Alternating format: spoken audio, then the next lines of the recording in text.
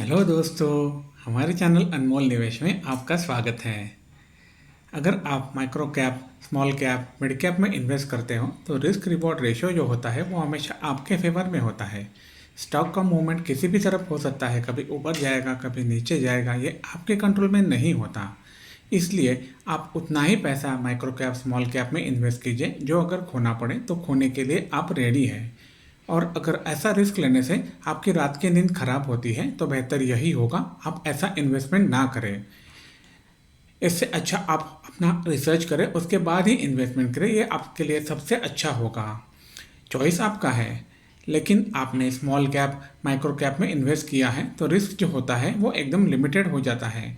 Micro cap, small cap, mid cap में बहुत ज़्यादा रिटर्न मिलने की संभावना हमेशा बनी रहती है, क्योंकि आपके जो शेयर्स मल्टीबैगर बनते हैं वो आपके जो शेयर्स लॉस कर रहे हैं उसका पैसा तो आपको बना कर देते ही हैं, लेकिन उससे कई गुना ज़्यादा पैसा बनाकर आपको देते हैं और आपका पोर्टफोलियो वैल्यू कई गुना बढ़ा देते हैं। लेकिन इन सब में एक बात ज़रूरी है कि आप अपने शेयर्स लंबे समय तक होल्ड करना ज़रूरी होता है। कोई भी स्टॉक सस्ता हो या महंगा, यह सब कंपनी फाइनेंशियल और फंडामेंटल स्ट्रेंथ पर निर्भर करता है। अगर कंपनी अपना सेल्स बढ़ाती है, नेट प्रॉफिट बढ़ाती है, सबसे इम्पोर्टेंटली अपने एक्सपेंसेस कम करती है और एक्सपांशन को अच्छी तरीके से एग्जीक्यूट करती है तो कंपनी ज़रूर मल्टीबैगर बन सकती है। लार्ज कैप कंपनी का सेल्स प्रॉफिट काफ़ी बड़ा होने के कारण से जो ग्रोथ मेजर किया जाता है वो परसेंटेज में कम दिखता है। इसके कारण से इनमें ग्रोथ स्टेडी होता है। लेकिन micro cap, small cap company में सेल्स प्रॉफिट पहले कम होते हैं, जिसके कारण से ग्रोथ के आंकड़े काफ़ी बड़े होते हैं। इसलिए ये कंपनियां जल्दी मल्टीबैगर बन सकती हैं और ये कंपनियां जब लार्ज कैप बन जाती हैं तो उनके साथ भी सेम प्रॉब्लम होता है, लेकिन आपका पैसा तब तक कई गुना बढ़ जाता है। आज हम एक स्मॉल कैप इंजीनियरिंग कंपनी के बारे में बात करेंगे जिसका मार्केट कैप है 1711 करोड़ रुपीज़। करंट प्राइस है 54.2, 52 वीक हाई है 58 और लो है 27। स्टॉक का पी है 39.4, इंडस्ट्री पी है 19.1। इसका डेट टू इक्विटी रेशो है 0.68%। फेस वैल्यू है 1 रुपी, आरओई है 11.9 और आरओसी है 14.3। इसका प्रमोटर होल्डिंग है 63.10%। हाल ही में प्रमोटर ने अपना कोई भी होल्डिंग चेंज नहीं किया हुआ है, ये काफ़ी अच्छी चीज़ है कंपनी के लिए। नेट प्रॉफिट है 43.1 करोड़ रुपीज़। एफआईआई होल्डिंग है 9.04%। हाल ही में एफआईआई ने अपना होल्डिंग 0.01% से बढ़ाया हुआ है, ये काफ़ी अच्छी चीज़ है। कंपनी के कंपाउंडेड सेल्स ग्रोथ की अगर बात की जाए तो हम देख सकते हैं टीटीएम आ रहा है 33%, पिछले 3 साल में 24%, 5 साल में 15 और 10 साल में 17%। यही सेल्स ग्रोथ ट्रांसफर हुआ है प्रॉफिट ग्रोथ में। इसके कारण से टीटीएम आ रहा है 38%, पिछले 3 साल में 22%, 5 साल में 7% और 10 साल में 23%। और आपको पता है शेयर मार्केट में जब कंपनी का प्रॉफिट बढ़ता है तभी कंपनी का शेयर का प्राइस बढ़ता है। इसलिए स्टॉक प्राइस सीएजीआर आ रहा है पिछले 1 साल में 68%, 3 साल में 89% और 5 साल में 30%। रिटर्न ऑन इक्विटी भी अच्छी तरह से बढ़ता हुआ देख सकते हैं। ये कंपनी टेलीकॉम और सोलर सेक्टर में काम करती है, वहाँ पे अलग अलग सर्विसेज प्रोवाइड करती है जैसे कि इंजीनियरिंग, डिज़ाइन, फैब्रिकेशन, गैल्वेनाइजेशन और डिप्लॉयमेंट सर्विसेज। ये कंपनी ईपीसी सेगमेंट में टावर्स और ट्रांसमिशन लाइंस इरेक्ट करने का काम भी करती है। इसके अलावा कंपनी का मैन्युफैक्चरिंग फैसिलिटी है उत्तर प्रदेश में, वहाँ पे स्टील स्ट्रक्चर मैन्युफैक्चर और गैल्वेनाइजिंग का काम होता है। इस कंपनी के अलग अलग क्लाइंट्स हैं जैसे कि एयरटेल, ह्यूआई, जियो, बजाज इत्यादि। इस कंपनी ने अपने telecom towers, monopole, smart poles इत्यादि के लिए टेक्निकल डिज़ाइन और क्वालिटी कंट्रोल के लिए रंबोल नाम की कंपनी से कोलैबोरेशन किया हुआ है। इसके साथ साथ कंपनी को 252 करोड़ रुपीज़ का बेंगलोर मेट्रो कॉरपोरेशन लिमिटेड से design, supply, installation, testing and commissioning का काम मिला हुआ है, जिसके कारण से कंपनी ने जॉइंट वेंचर बना लिया है एड्रोस एडवाइजर प्राइवेट लिमिटेड कंपनी से, जो ट्रैक बिछाने का काम करते हैं रेलवेज के लिए और ट्राम्स के लिए। इसके अलावा कंपनी हाल ही में अपना नया मैन्युफैक्चरिंग यूनिट चालू कर रही है जिसमें वो लार्ज और हेवी स्टील स्ट्रक्चर्स बनाएंगे।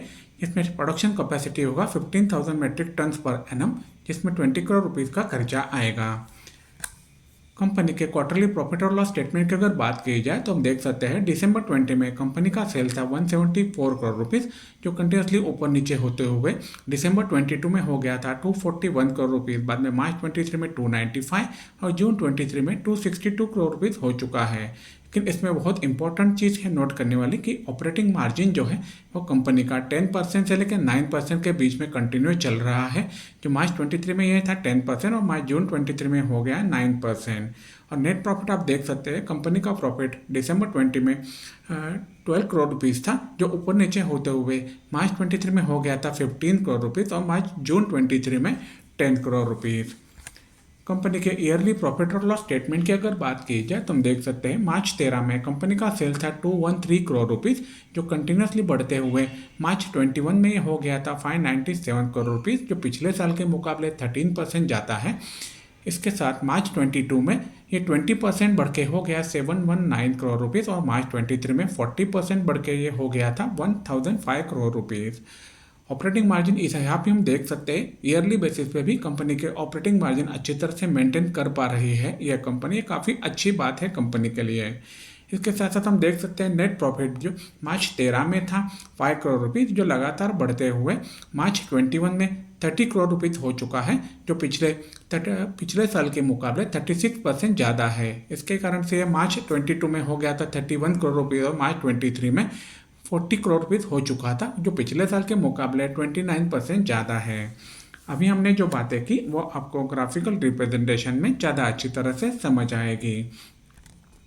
कंपनी के बैलेंस शीट की अगर बात की जाए तो हम देख सकते हैं मार्च 13 में कंपनी का रिजर्व था 46 करोड़ रुपीज़, जो लगातार बढ़ते हुए मार्च 21 में हो गया था 238 करोड़ रुपीज़, जो पिछले साल के मुकाबले 23% ज़्यादा है। बाद में मार्च 22 में हो गया था 253 करोड़ रुपीज़ और मार्च 23 में 45% बढ़ के ये हो गया था 369 करोड़ रुपीज़। इसके साथ साथ में हम देख सकते हैं बोरोइंग जो थे कंपनी के मार्च 13 में ये थे 65 करोड़ रुपीज़, जो लगातार बढ़ते हुए मार्च 21 में हो गए थे 198 करोड़ रुपीज़, बाद में मार्च 22 में हो गए थे 249 करोड़ रुपीज़, जो पिछले साल के मुकाबले 26% ज़्यादा थे और मार्च 23 में ये हो गए थे 273 करोड़ रुपीज़, जो पिछले साल के मुकाबले 10% ही ज़्यादा थे। मतलब कंपनी अपने बोरिंग भी कम कर रही है, काफ़ी अच्छी चीज़ है कंपनी के परफॉर्मेंस के देखते हुए। अभी हमने जो बातें की वो आपको ग्राफिकल रिप्रेजेंटेशन में ज़्यादा अच्छी तरह से समझ आएगी।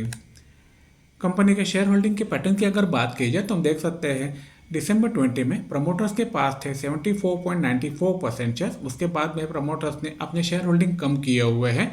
दिसंबर 22 में ये हो गए थे 63.07% और जून 23 में भी 63.07% है। FIRs का आप देख सकते हैं जून 22 में उनके पास थे 0.93% शेयर, लेकिन सितंबर 22 में उन्होंने काफ़ी शेयर होल्डिंग बढ़ा दिया था, 12.18% कर दिया था। उसके बाद में उन्होंने कुछ रिडक्शन भी किया हुआ था। फिलहाल जून 23 में उनके पास है 9.04%। DI में छोटा सा होल्डिंग है, मार्च 23 में 0.03% और बाकी सभी शेयर्स पब्लिक के पास हैं।